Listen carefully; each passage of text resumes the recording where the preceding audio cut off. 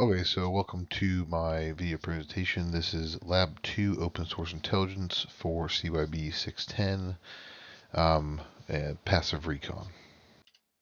So, video outline, it'll be screenshots, screenshot from Tego for OSINT slash namecheck, because that's what I used to get to namecheck was OSINT framework. Then I'll explain what a passive scan is, what spear phishing is, the example that I made for the spear phishing email, that obviously did not send, but that's what I did. The Christian perspective that I have come up with about spear phishing and just malicious attacks in general, and the conclusion, and then my resource page. Okay, so this is my screenshot right here. So I just did one because I did a bunch of them. This is for Apple.com. That's what I chose as my my passive scan through Kali Linux. That's why I chose to do it through the domain. So I did some passive checks, transformed to trust rules. I did GPS within properties. I didn't get anything from that. I did running transform to tags on passive check. One entity, it came back with a bunch of stuff, though. It actually went down and wouldn't capture the entire thing, unfortunately. So, but all those, I did do that one again, and that's all on Apple.com. So the person I chose was actually the CEO. I couldn't pull up a bunch of stuff. A lot of stuff was hidden and whatnot, so I couldn't pull up a bunch of stuff to do to get an exact email for them. But this is a screenshot of me using the OSINT framework to access namecheck.com and searching for Tim Cook, who is the CEO currently of Apple Inc. So, what is a passive scan? So, a passive scan is very valuable, essentially because it's a way to gather intelligence. It's also beneficial because even though you are running that scan, since it's passive, the other user on the other end, so if I'm scanning, one of my buddy's computers or something, they wouldn't even know. And they wouldn't even have to have an active server or anything installed on the system prior to the scan to do that scan. So obviously I just did passive scan on that. They would have no clue that I did a passive scan on it. So okay, now, so what is the spear phishing? What is spear phishing? So it's spear phishing essentially is a phishing attack, um, and it targets specific individuals, unlike a regular phishing attack or phishing, malicious attack. They go after, they try to just kind of blanket attack people. They send it to a bunch of people, and hopefully one of them clicks on it. Hopefully, one of them, they get one of their information stolen.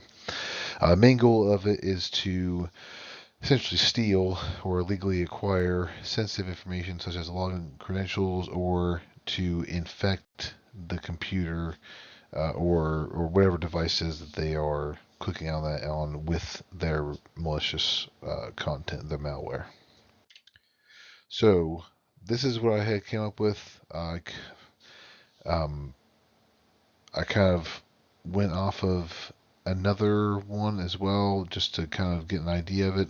They don't have to be super in depth to be crazy, and the person may not even fall for it a lot of times, especially because there's a lot of content online telling people about, um, hey, don't click on these links, that kind of thing. So, obviously it makes sense.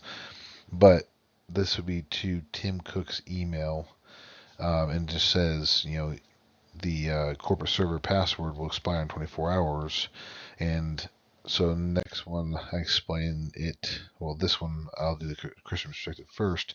So to me, the Christian perspective on spear phishing or any cyber attack, malicious attack at all, anywhere, anything, is that it shouldn't be connected at all because they violate basic human rights. So our privacy, our love for one another, and everything else as well. So with that being said, the legal and ethical considerations are, the CFAA, and then there's also a bunch of data breach laws as well. That the CFAA essentially states in there that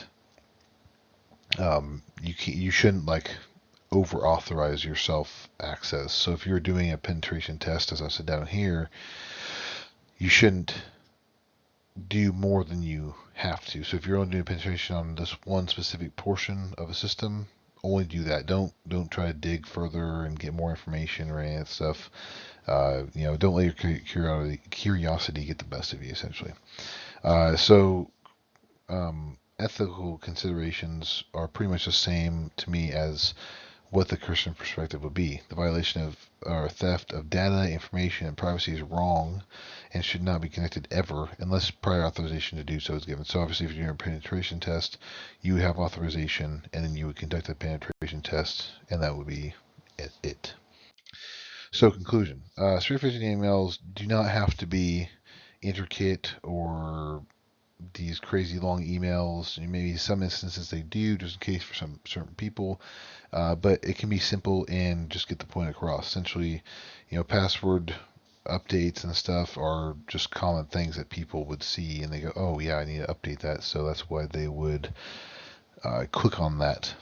For an attacker, hopefully, for them, quote unquote. Obviously, I would not want them to click on it. But in this sense, in this scenario, I would, as a figurative attacker, I would want them to click on it so that way I can obtain their information and I can click their data illegally and use it for whatever kind of gain that I so choose.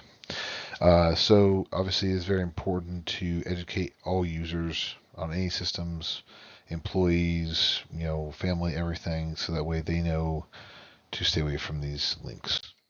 And these are my resource page, and that is it.